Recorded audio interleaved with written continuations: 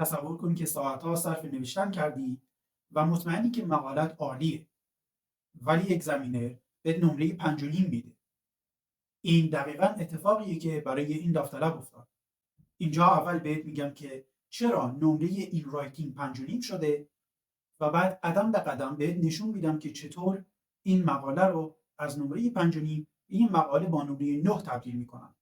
So let's go. از اینکه بریم سراغ بررسی ایرادات، من اولین نکته رو بگم که ما برای بررسی از دیدگاه اگزمینر باید 4 تا فاکتور رو در نظر بگیریم که هر کدوم 25% نمره تسک 2 رو تشکیل میدن که اینا تسک ریسپانس، کوهرنس کوهیژن، لکسیکال ریسورس و گراماتیکال رنج اند اکورسی هستن. من اینجا تخصصیش نمی‌کنم، فقط میخوام به زبان ساده بهتون توضیح بدم که ایرادات کلیش چیا هستن و چرا نمره 5.5 گرفته. اول سوال رو ببینیم با هم. Many governments think that economic progress is the most important goal. Some people, however, think that other types of progress are equally important for a country. Discuss both these views and give your own opinion. سوال میگه که یه سری گاورمنت، خیلی از گاورمنت ها میگن که رشد اقتصادی مهمترین هدف است. یه عده از مردم میگن که رشد و پیشرفت در اریاهای دیگه هم به اندازه رشد اقتصادی مهمه. Equally important. حالا ما باید هر دو دیدگاه رو بحث کنیم و نظرمون رو بدیم. یعنی در این سوال ما باید بریم دیدگاه اول رو بحث کنیم در یک بادی پاراگراف، در بادی جدا دیدگاه دوم رو بحث کنیم و بعد نظرمون رو در اینتروداکشن و کانکلوژن مطرح کنیم که ما با کدوم موافقیم، نظر ما چیه. خب حالا در اینتروداکشن ایشون اومدن که تسک رو فقط پارافریز کردن، نظر رو نداده در اینتروداکشن. این ضروریه که ما نظر خودمون رو هم در اینتروداکشن بنویسیم هم در کانکلوژن.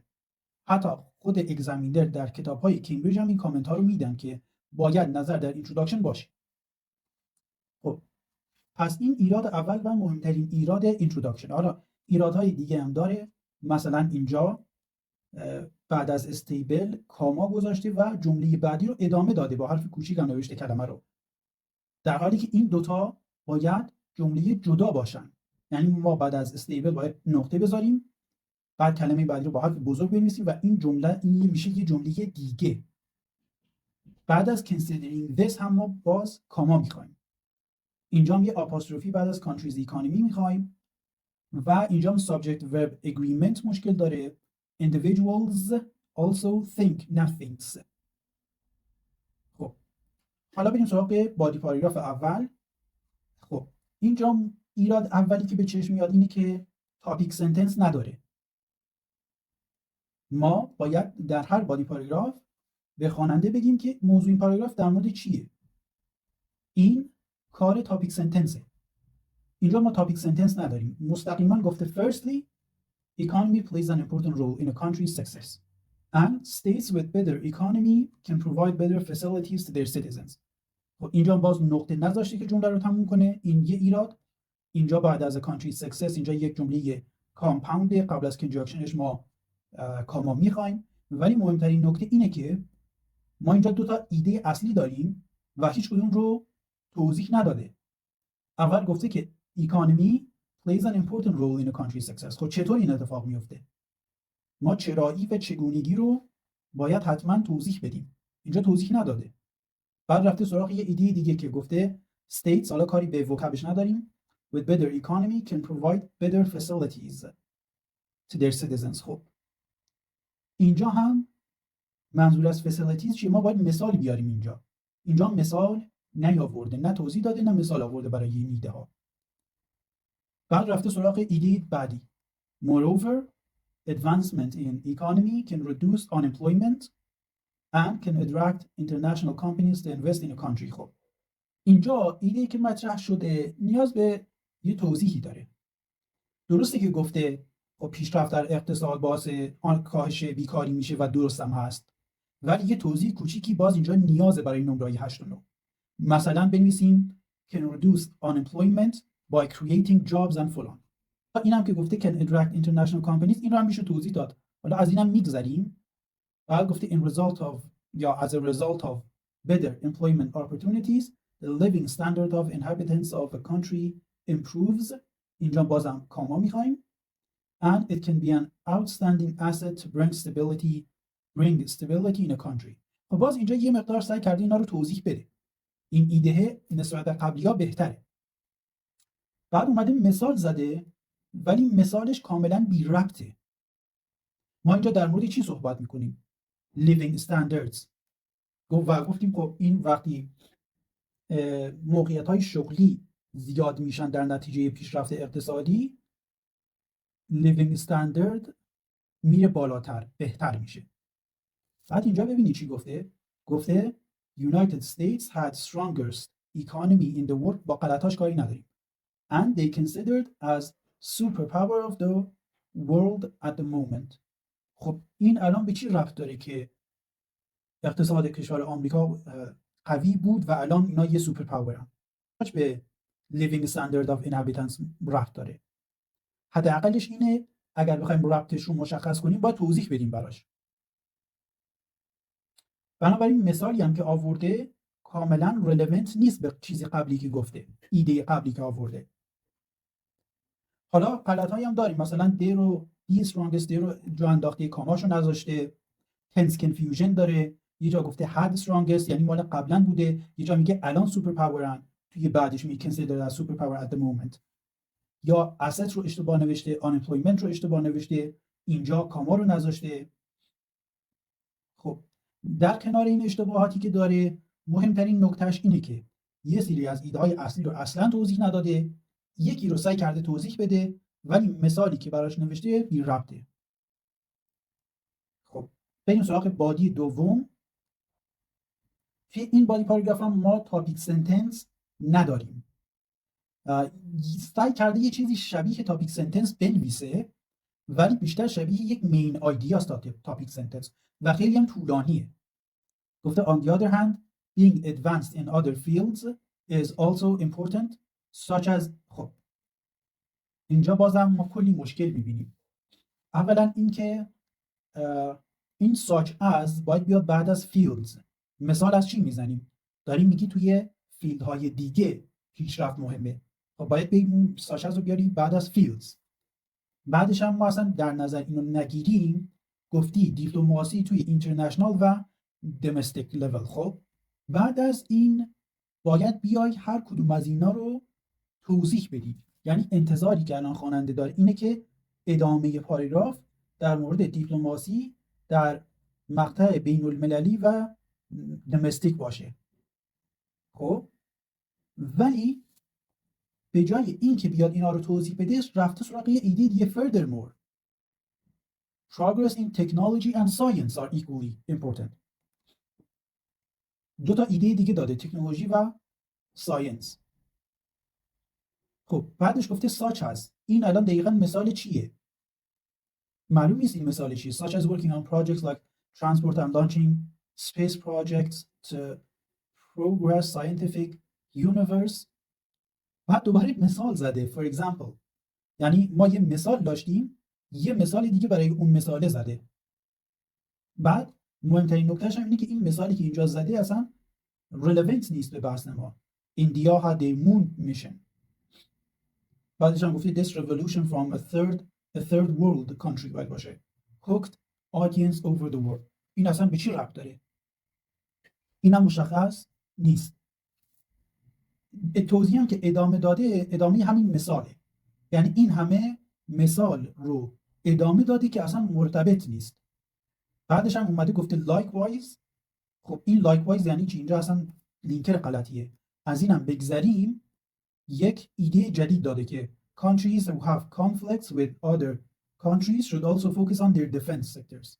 پس ما توی این پاراگراف در واقع کلی ایده داریم که هیچ کدوم رو نیومده درست حسابی باز کنه، توضیح بده، براش مثال مرتبط بیاره و فقط یه ایده رو نوشته رفته سراغ ایده بعدی.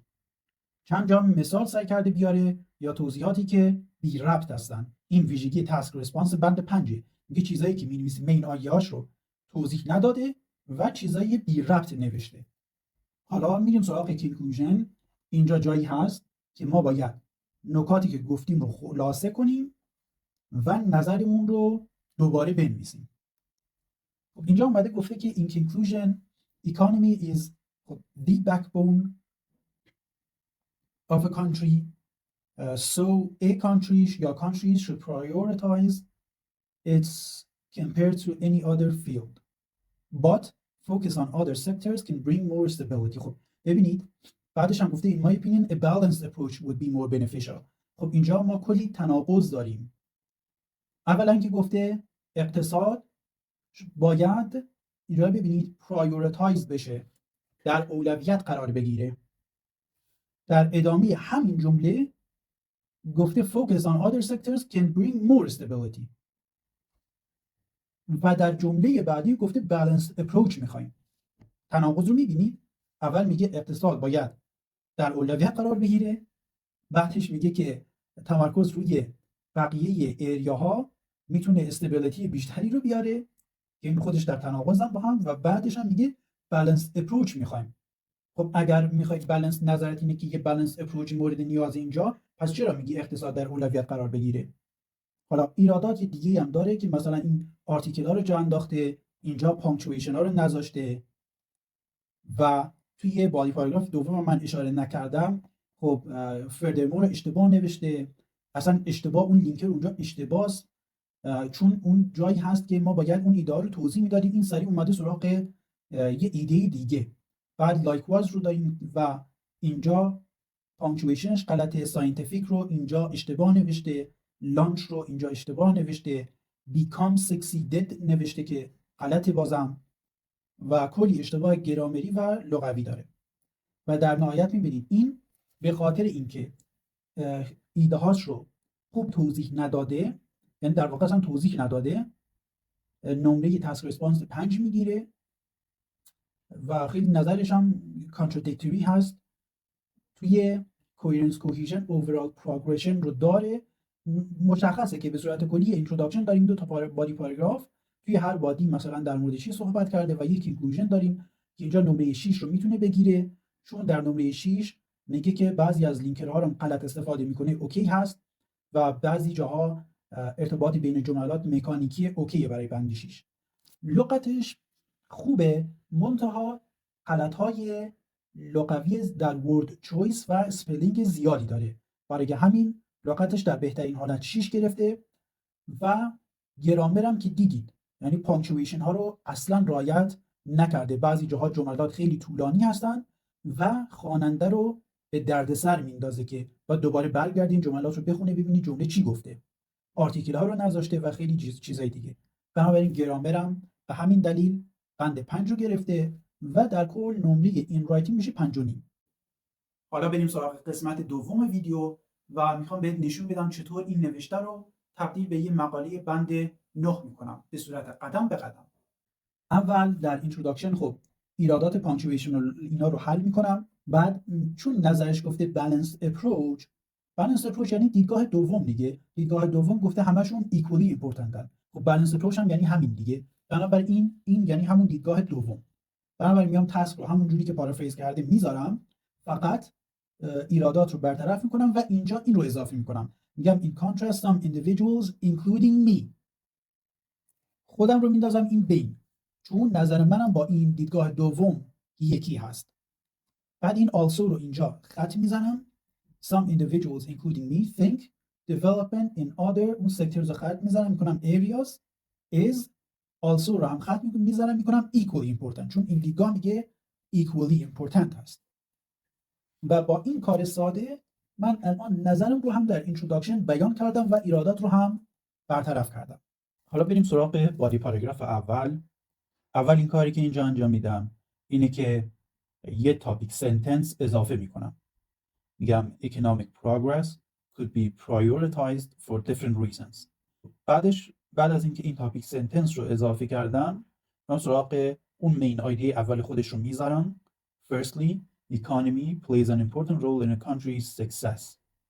خب حالا ما باید این ایده رو دیولپ کنیم، گسترشش بدیم، اکسپندش کنیم، براش توضیح و مثال بیاریم. بنابراین اون ایده دومی که بعدش میگه and states with better economy can provide better facilities to their citizens رو خط میزنم. این رو در واقع برمیدارم. من اینجا از track changes استفاده کردم که شما هم اون ایده هایی که برداشتم رو ببینید و هم اون چیزایی که اضافه کردم رو ببینید. خب اینجا من این ایده رو برمیدارم و به جاش اون ایده قبل رو توضیح میدم که چطور اقتصاد در موفقیت یک کشور نقش مهمی داره. میام این رو توضیح میدم، میگم since financial stability enables governments to invest not only in essential public services such as education, healthcare and infrastructure but also in technological innovation, defense and social welfare. ببینید بعدم این رو توضیح دادم و براش کلی مثال هم آوردم. این که میگم such as education, healthcare اینا مثال دیگه، مثال که حتما نباید بنویسیم for example و 4 خط ادامهش بریم. بعد در ادامه هم میگم without a solid economic foundation even well-intentioned policies in these sectors cannot be sustained. خب اومدم اینا رو توضیح دادم که financial stability به government کمک میکنه که در زمینه‌های مختلفی سرمایه گذاری کنن، مثل education و healthcare و infrastructure و technological innovation و اینا. و گفتیم که بدون یک economic foundation قوی حتی بهترین پالیسی ها هم نمیتونن اجرا بشن. خب این ایده اول بود. حالا میخوام برم سراغ ایده دوم، جایی که میگه moreover advancement in اینجا moreover advancement in economy can reduce unemployment. خب گفتیم که این ایده نیاز به یه توضیح کوچیکی داره که چطور این اتفاق میفته، چطور پیشرفت در اقتصاد یا پیشرفت اقتصادی میتونه unemployment بیکاری رو کاهش بده.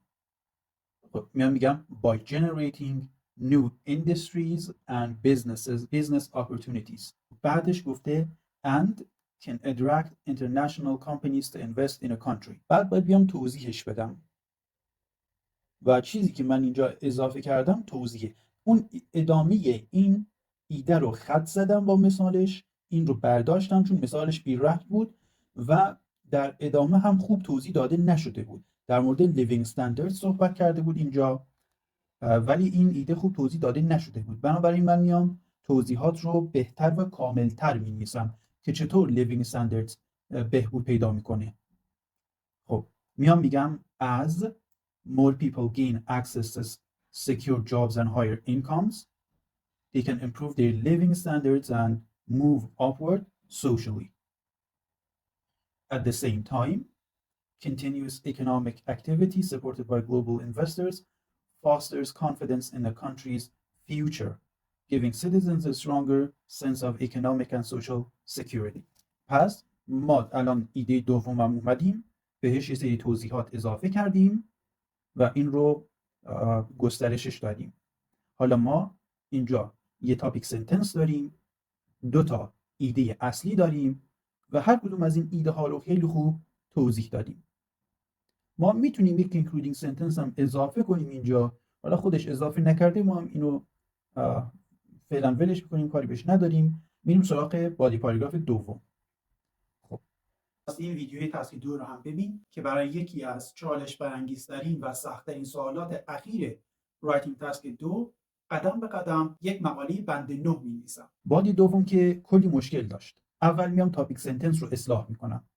اینجا رو ببینید، همون جمله خودش رو میذارم ولی اصلاحش میکنم.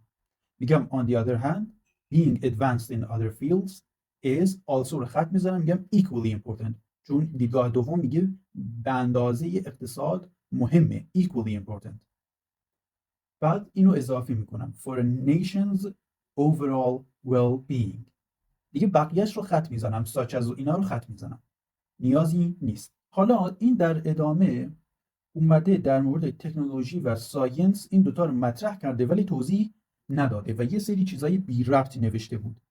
خب من میام همین دوتا ایده تکنولوژی و ساینس رو برمیدارم و در ادامه پاراگراف میخوام این دوتا رو تک تک بنویسم و توضیح بدم. بنابراین این چیزایی که خودش نوشته و بی ربط هستن رو کامل خط میزنم. اینجا رو ببینید، اینجا کامل این ایده ها رو برمیدارم و بیام اینجا ایده اول من تکنولوژی و تکنولوژیکال ادوانسمنت هست. میگم technological advancement for instance enhances the efficiency and quality of life within a country. دقت کنیم ما گفتیم از سوی دیگه being advanced in other fields is equally important. خب این other fields یعنی چه فیلدهای دیگه، چه اریاهای دیگه؟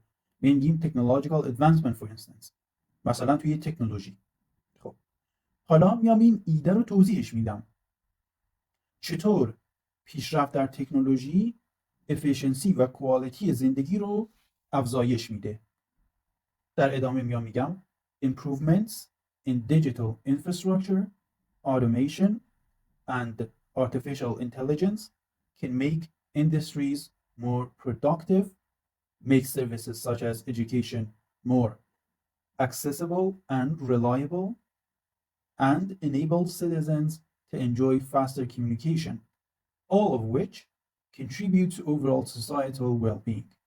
اومدیم توضیح دادیم گفتیم خب تکنولوژیکال اینوستمنت باعث این چیزا میشه و خود این چیزا هم مثل دسترسی به ادویکیشن و غیره باعث overall societal well-being میشه. خب این ایده تکنولوژی بود. ایده دومم main idea دومم scientific development.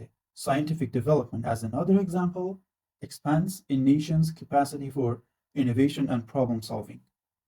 خب حالا میگم این پیشرفت در علم میتونه چه کاربردی داشته باشه که برای اینویشن و پرابلم سالوینگ. حالا کار من اینه که این ایده رو بیام خیلی خوب توضیح بدم. میگم scientific research in areas such as medicine, energy and environmental sustainability allows countries to address global challenges, reduce dependency on foreign technologies and improve the living standards of future generations. ایده دومم scientific development بود و اومدم این رو هم توضیح دادم. و اگرم دقت کنید اینایی که میگیم such as اینا خودشون مثالن دیگه، حتما نیاز نیست بگیم for example فلان فلان. و در آخر میخوام برای این پاراگراف یک including sentence هم بنویسم چون حس میکنم اینجا واجبه. میگم in essence progress in other areas، چون اینجا بحث این پاراگراف تکنولوژی و ساینس به خودی خود نبود. بحث این پاراگراف این بود که در زمینه‌های دیگه هم پیشرفت به اندازه اقتصاد مهمه. پس میگم in other areas including technology و science، در زمینه‌های دیگه از جمله تکنولوژی و ساینس. اینا فقط دو تا مثال بودن. ensures sustainable long-term advancement that economic growth alone cannot guarantee.